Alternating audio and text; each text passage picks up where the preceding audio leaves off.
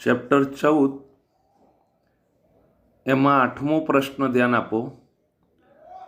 સ્ફટિકોમાં ઉર્જા પટ, valence band અને કંડક્શન બેન્ડની સમજૂતી આપો। તો જવાબમાં ધ્યાન આપજો। કેટલાક ઘન પદાર્થો સ્ફટિકમય બંધારણ ધરાવે છે, એટલે કે તેમાં અણુઓ કે પરમાણુઓ નિયમિત રીતે ગોઠવાયેલા હોય છે। સ્ફટિકમય બંધારણ હોય એટલે ચોક્કસ રીતે આ અણુ કે પરમાણુઓ ગોઠવાયેલા હોય છે। જ્યારે પરમાણુઓ નજીક ગોઠવાયેલા હોય ત્યારે કોઈ એક પરમાણુની પડોશના તેમજ દૂર રહેલા પરમાણુ સાથે આંતરક્રિયા કરે છે। આથી પરમાણુઓના ઇલેક્ટ્રોનની ઉર્જા બદલાય છે। પરમાણુની અંદરની કક્ષામાં આવેલ ઇલેક્ટ્રોન્સ ન્યુક્લિયસ સાથે જકડાયેલા હોવાથી તેમની ઉર્જા સ્તરમાં ખાસ ફેર પડતો નથી, પરંતુ બહારની કક્ષામાં ઇલેક્ટ્રોન્સ એટલે વેલેન્સ ઇલેક્ટ્રોન્સ એટલે જે મુક્ત થઈ શકતા હોય એવા ઇલેક્ટ્રોન એ વેલેન્સ ઇલેક્ટ્રોન્સ તરીકે ઓળખવામાં આવે। દાખલા તરીકે આ ન્યુક્લિયસ, પછી આ પહેલી કક્ષા, આ બીજી કક્ષા। તો માની લો કે અહીંયા આ બહારની કક્ષામાં જે ઇલેક્ટ્રોન હોય એ ઇલેક્ટ્રોન મુક્ત થવા માટે પ્રયત્નશીલ હોય, પણ અંદરની કક્ષાના આ ઇલેક્ટ્રોન મુક્ત થઈ શકતા નથી। તો આ જે બહારની કક્ષાના ઇલેક્ટ્રોન જે મુક્ત થવા માટે પ્રયત્નશીલ હોય અથવા તો મુક્ત થઈ શકતા હોય એને વેલેન્સ ઇલેક્ટ્રોન કહેવાય।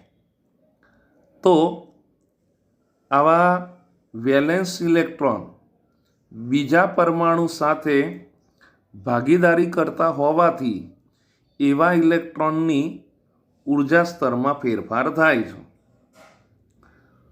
સ્વતંત્ર પરમાણુના ઇલેક્ટ્રોનની ઉર્જા સ્તર કરતાં સ્ફટિકમાં રહેલા દરેક ઇલેક્ટ્રોન માટે અલગ ઉર્જાના સ્તર મળે છે।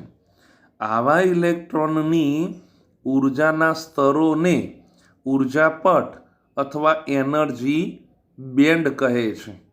ઉર્જા સ્તરોને જ એનર્જી બેન્ડ અથવા ઉર્જા પટ તરીકે ઓળખવામાં આવે છે। હવે વેલેન્સ ઇલેક્ટ્રોન ધરાવતા પરમાણુમાં સૌથી બહારની કક્ષામાં એ વેલેન્સ ઇલેક્ટ્રોન, મેં હમણાં જ કહ્યું એવા અપૂર્ણ કક્ષામાંના ઇલેક્ટ્રોનને વેલેન્સ ઇલેક્ટ્રોન કહે છે, જે મુક્ત થવા માટે પ્રયત્નશીલ હોય। તો આવા ઇલેક્ટ્રોનના ઉર્જા સ્તરો ધરાવતા ઉર્જા પટને વેલેન્સ બેન્ડ કહે છે। વેલેન્સ બેન્ડ એની ઉપરના ઉર્જા પટને કંડક્શન બેન્ડ તરીકે ઓળખવામાં આવે છે।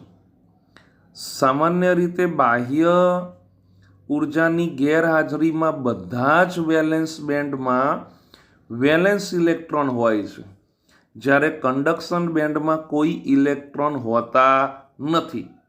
પ્રારંભની વાત, ત્યારે વેલેન્સ બેન્ડમાં વેલેન્સ ઇલેક્ટ્રોન હોય છે। હવે કંડક્શન બેન્ડ અને વેલેન્સ બેન્ડ એમની વચ્ચેની ખાલી જગ્યા હોય છે। આ ખાલી જગ્યાના ઉર્જાના તફાવતને બેન્ડ ગેપ ઉર્જા અથવા બેન્ડ ગેપ એનર્જી કહે છે। એટલે તમારે આમ સમજવું હોય તો આમ સમજાય કે અહીંયા આ જે છે ને એ વેલેન્સ બેન્ડ છે। પ્રારંભમાં બધા ઇલેક્ટ્રોન આ વેલેન્સ બેન્ડમાં સંપૂર્ણ રીતે ભરાયેલા હોય છે। પછી ઉપરનું જે ઉર્જા સ્તર છે એ ઉર્જા સ્તર એને કંડક્શન બેન્ડ કહે છે। પ્રારંભમાં કંડક્શન બેન્ડ એમાં કોઈ પણ પ્રકારના ઇલેક્ટ્રોન હોતા નથી, અને આ વેલેન્સ બેન્ડ આને આપણે શું કહીએ છીએ? Valence band. તો આ વેલેન્સ બેન્ડ અને આ કંડક્શન બેન્ડ તો એમની વચ્ચેની આ ખાલી જગ્યા જે હોય એને જ એનર્જી ગેપ તરીકે ઓળખવામાં આવે છે। ક્લિયર એટલું? હવે જ્યારે કંડક્શન બેન્ડનું લઘુત્તમ ઉર્જા સ્તર વેલેન્સ બેન્ડના મહત્તમ ઉર્જા સ્તર કરતાં નીચું હોય ત્યારે વેલેન્સ બેન્ડમાં રહેલા ઇલેક્ટ્રોન સહેલાઈથી કંડક્શન બેન્ડમાં જઈ શકે છે. આવું ધાતુઓ એટલે કે સુવાહકોમાં થાય છે. જો કંડક્શન બેન્ડ અને વેલેન્સ બેન્ડ વચ્ચે અમુક જગ્યા હોય તો વેલેન્સ બેન્ડમાં રહેલા બધા જ ઇલેક્ટ્રોન બંધિત હોય છે. એટલે આ જે એનર્જી ગેપ છે ને એ એનર્જી ગેપ પ્રમાણમાં મોટો હોય, આ એનર્જી ગેપ મોટો હોય તો તેને પરિણામે આ વેલેન્સ બેન્ડ એમાં કોઈ પણ પ્રકારના ઇલેક્ટ્રોનના કંડક્શન બેન્ડમાં જતા નથી. બંધિત અવસ્થામાં જ આ વેલેન્સ બેન્ડમાં બધા ઇલેક્ટ્રોન હોય છે. તો જો કંડક્શન બેન્ડ અને વેલેન્સ બેન્ડ વચ્ચે અમુક જગ્યા હોય તો વેલેન્સ બેન્ડમાં રહેલા બધા જ ઇલેક્ટ્રોન બંધિત હોય છે. તેથી તેમાં કંડક્શન બેન્ડમાં કોઈ પણ ઇલેક્ટ્રોન જઈ શકતો નથી. આથી આ જે દ્રવ્ય છે એ અવાહક, ઇલેક્ટ્રોન મુક્ત થતા હોય તો એ સુવાહક તરીકે ઓળખવામાં આવે. પણ ઇલેક્ટ્રોન એ વેલેન્સ બેન્ડમાંથી કંડક્શન બેન્ડમાં જઈ શકતા જ નથી, એટલે ઇલેક્ટ્રોન મુક્ત નથી, એટલે એને અવાહક તરીકે આપણે ઓળખીએ છીએ. ક્લિયર?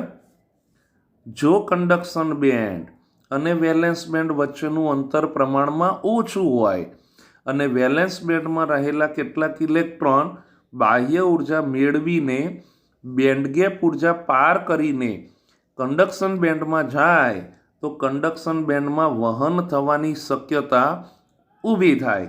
તેમજ વેલેન્સ બેન્ડમાંથી કંડક્શન બેન્ડમાં ઇલેક્ટ્રોન જતા વેલેન્સ બેન્ડમાં ખાલી સ્થાનોને કારણે વહન થવાની શક્યતા ઊભી થાય છે. આ અર્ધવાહકમાં જ શક્ય બને છે. એટલે એનો અર્થ એવો થયો કે પ્રમાણમાં વેલેન્સ બેન્ડ અને કંડક્શન બેન્ડ એમની વચ્ચેનું અંતર પ્રમાણમાં ઓછું હોય તો બધા નહીં પણ વેલેન્સ બેન્ડમાં રહેલા કેટલાક ઇલેક્ટ્રોન એ બહારથી ઉર્જા મેળવીને બેન્ડ ગેપ ઉર્જા પાર કરીને કંડક્શન બેન્ડમાં જાય છે. એટલે કંડક્શન બેન્ડમાં વહન થવાની શક્યતા ઊભી થાય અને વેલેન્સ બેન્ડમાંથી કંડક્શન બેન્ડમાં ઇલેક્ટ્રોન જતાં વેલેન્સ બેન્ડમાં એ સ્થાનોના કારણે વહન થવાની શક્યતા ઊભી થાય છે. આવું અર્ધવાહકમાં જ શક્ય બને છે. ક્લિયર એટલું? ઓકે. એની પછી ધ્યાન આપી દો, 0 કેલ્વિન તાપમાને N પરમાણુ ધરાવતા સિલિકોન અને જર્મેનિયમના ઉર્જા સ્તરો દોરીને સમજાવો. તો સિલિકોન એનો પરમાણુ ક્રમાંક 14 છે. તેનું ઇલેક્ટ્રોનિક બંધારણ 1s2, 2s2, 2p6, 3s2, 3p2 છે. તેથી કી અને એલ કવચો સંપૂર્ણ ભરાયેલી હોય છે અને એમ કવચ અપૂર્ણ જ, અને તેમાં 3s2, 3p2 વેલેન્સ ઇલેક્ટ્રોન રહેલા છે. અને જર્મેનિયમનો પરમાણુ ક્રમાંક 32 છે. આપણે મોટે ભાગે જો કે સિલિકોનને ધ્યાનમાં રાખીને જ વધારે ચર્ચા કરીશું, પણ સિલિકોન અને જર્મેનિયમ એ અર્ધવાહક છે. આ ચેપ્ટરમાં આપણે અર્ધવાહકોની જ વધારે ચર્ચા કરવાની. એટલે જર્મેનિયમની પણ જો વાત કરીએ તો જર્મેનિયમનો પરમાણુ ક્રમાંક 32 છે અને તેનું ઇલેક્ટ્રોનિક બંધારણ 1s2, 2s2, 2p6, 3s2, 3p6, 3d10, 4s2, 4p2 છે. તેથી કી, એલ અને એમ કવચો સંપૂર્ણ ભરાયેલ હોય છે, જ્યારે એન કવચ અપૂર્ણ છે અને તેમાં 4s2, 4p2 એ વેલેન્સ ઇલેક્ટ્રોન છે, એટલે એમાં ઇલેક્ટ્રોન મુક્ત થઈ શકતા હોય છે.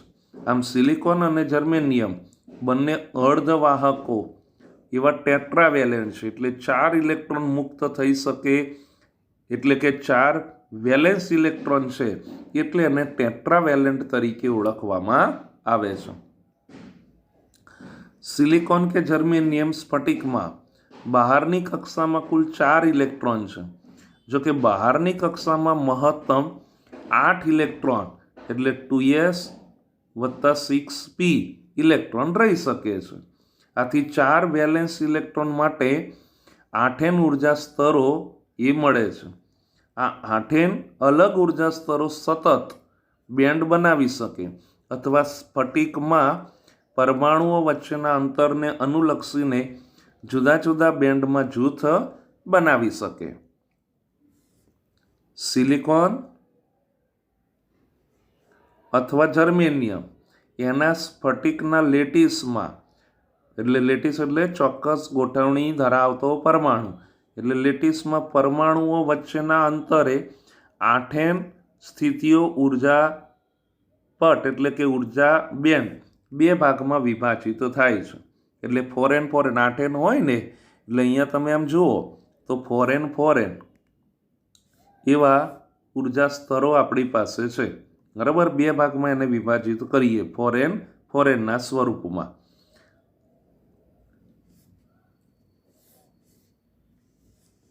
તો આ 2 બેન્ડ એની વચ્ચેનો ઉર્જાનો અંતરાલ એટલે ઉર્જાની ખાલી જગ્યા Eg એ ખાલી હોય છે, જે આકૃતિમાં દર્શાવેલે છે. જે વચ્ચેનો ખાલી ભાગ છે ને એ એનર્જી ગેપ. હવે આકૃતિમાં નિરપેક્ષ શૂન્ય તાપમાને 4n વેલેન્સ ઇલેક્ટ્રોન વડે સંપૂર્ણ ભરાયેલો નીચેનો વેલેન્સ બેન્ડ છે. એટલે તમે આમ જોઈ શકો કે આ ઇલેક્ટ્રોનથી સંપૂર્ણ ભરાયેલો છે, એટલે એ વેલેન્સ બેન્ડ તરીકે આપણને મળે છે. ક્લિયર એટલું? અને 4n ઉર્જા સ્તર ધરાવતો ઉપરનો કંડક્શન બેન્ડ છે, જે નિરપેક્ષ શૂન્ય તાપમાને સંપૂર્ણ ખાલી છે. એટલે અહીંયા તમે આમ જોઈ શકો કે આ જે ઉર્જા સ્તર છે એ ઉર્જા સ્તર એ આપણને કયા સ્વરૂપમાં મળે? તો કંડક્શન બેન્ડ તરીકે, જે 0 કેલ્વિન તાપમાને સંપૂર્ણ ખાલી છે. એટલે અહીંયા આપણે કહી શકાય કે ત્યારે વેલેન્સ બેન્ડ એ સંપૂર્ણ ભરાયેલી છે અને કંડક્શન બેન્ડ એ સંપૂર્ણ ખાલી છે. પણ ક્યારની વાત? તો ધ્યાન રાખજો, એ નિરપેક્ષ શૂન્ય તાપમાને. પડી ખબર? કંડક્શન બેન્ડ એનું લઘુત્તમ ઉર્જા સ્તર EC વડે, કંડક્શન બેન્ડ એટલે EC, અને વેલેન્સ બેન્ડ એને ઉર્જા સ્તર EV વેલેન્સ બેન્ડ EV વડે દર્શાવ્યું છે. EC એની ઉપર અને EV એની નીચે મોટી સંખ્યામાં પાસ પાસે રહેલા ઉર્જા સ્તરો દર્શાવ્યા છે. વેલેન્સ બેન્ડની ઉપરની સપાટી અને કંડક્શન બેન્ડના તળિયાની સપાટી એમની વચ્ચેની ખાલી જગ્યાને ઉર્જા બેન્ડ અંતરાલ એટલે કે ઉર્જા ગેપ EG તરીકે ઓળખવામાં આવે, જેને ફોરબિડન ગેપ પણ કહે છે. આવડી જાય? ઓકે. એની પછી 10મો પ્રશ્ન ધ્યાન આપી દો. સુવાહકો એટલે કે ધાતુઓ, અવાહકો એટલે મોટા ભાગની અધાતુઓ, અને અર્ધવાહકો એટલે સામાન્ય રીતે સિલિકોન ને જર્મેનિયમ જેવા અર્ધવાહકો, એને બેન્ડવાદના આધારે આકૃતિઓ દોરીને સમજાવો. તો કંડક્શન બેન્ડ એની લઘુત્તમ ઉર્જા અને વેલેન્સ બેન્ડની મહત્તમ ઉર્જાના તફાવતને ઉર્જા ગેપ EG કહે છે. ઉર્જા ગેપવાળા વિસ્તારમાં કોઈ ઉર્જા સ્તર અસ્તિત્વ ધરાવતું નથી. આ વિસ્તારને ફોરબિડન ગેપ કહે છે. આપણે હમણાં જ વાત કરીએ આ વેલેન્સ બેન્ડ અને આ કંડક્શન બેન્ડ વચ્ચેની આ જે ખાલી જગ્યા છે એને આપણે EG એનર્જી ગેપ અથવા તો ફોરબિડન ગેપ તરીકે ઓળખવામાં આવે છે. ક્લિયર એટલું? તો દ્રવ્યના પ્રકાર અનુસાર ફોરબિડન ગેપ નાનો, મોટો કે શૂન્ય હોઈ શકે છે। આ ગેપના આધારે નીચેના 3 પ્રકારો મળે છે। તો પહેલી વાત છે કિસ્સો 1, જે ધાતુઓ તરીકે આપણને એટલે કે સુવાહક તરીકે આપણને મળે। સમજી શકો કે આ આપણી પાસે વેલેન્સ બેન્ડ, આ કંડક્શન બેન્ડ અને આ વચ્ચેની ખાલી જગ્યા એ Eg તરીકે આપણને મળે છે। તો આકૃતિ એમાં 1 અને 2 અનુસાર કંડક્શન બેન્ડ અંશતઃ ભરાયેલો છે। એક કંડક્શન બેન્ડ અંશતઃ ભરાયેલો અને વેલેન્સ બેન્ડ અંશતઃ ખાલી, આકૃતિ 1 અનુસાર। અથવા કંડક્શન બેન્ડ અને વેલેન્સ બેન્ડ બંને એકબીજામાં ભળી ગયેલો હોય, એટલે કે એકબીજા ઉપર વ્યાપ્ત એટલે ઓવરલેપ હોય, લગભગ એનર્જી ગેપ એ બંને વચ્ચે રહે જ નહીં, એટલે બંને એકબીજા ઉપર જાણે ગોઠવાયેલા હોય એવા પ્રકારનું, એટલે ઓવરલેપ થયેલું હોય। તો જ્યારે બંને બેન્ડ એકબીજામાં ભળી ગયેલા હોય ત્યારે વેલેન્સ બેન્ડના મોટી સંખ્યાના ઇલેક્ટ્રોન સહેલાઈથી કંડક્શન બેન્ડમાં જઈ શકે, તેથી વિદ્યુત વહન થઈ શકે।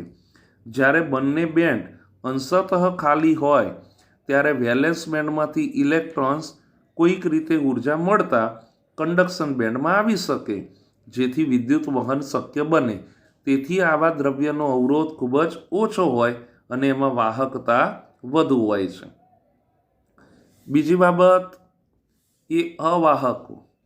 તો તમે આમ જોઈ શકો કે આ વેલેન્સ બેન્ડ અને આ કંડક્શન બેન્ડ એમની વચ્ચેની આ Eg ઘણી મોટી છે, એટલે કે એનર્જી ગેપ એ ઘણું મોટું છે। તો એને અનુરૂપ આકૃતિ બી અનુસાર વેલેન્સ બેન્ડ અને કંડક્શન બેન્ડ એમની વચ્ચેનું અંતર ખૂબ જ વધારે હોય છે, એટલે કે ઉર્જા gap Eg greater than 3 electron volt હોય છે, તથા કંડક્શન બેન્ડમાં કોઈ ઇલેક્ટ્રોન હોતા નથી। તેમજ તાપમાન વધારવાથી પણ કોઈ ઇલેક્ટ્રોનને વેલેન્સ બેન્ડ ઉપરથી કંડક્શન બેન્ડ સુધી મોકલી શકાતા નથી, તેથી આવા દ્રવ્યમાં વિદ્યુત વહન થતું નથી। આવા દ્રવ્યો અવાહક તરીકે આપણને મળે છે।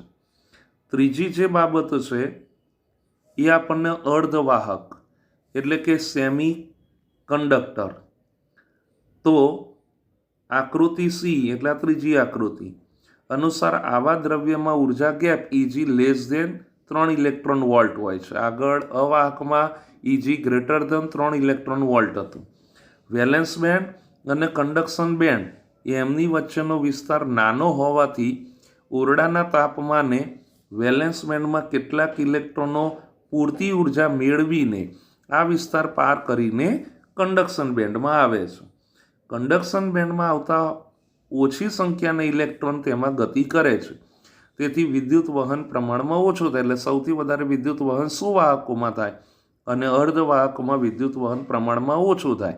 અવાહકમાં તો વિદ્યુત વહન થતું નથી। તો આવા દ્રવ્યોને અર્ધવાહક કહે છે।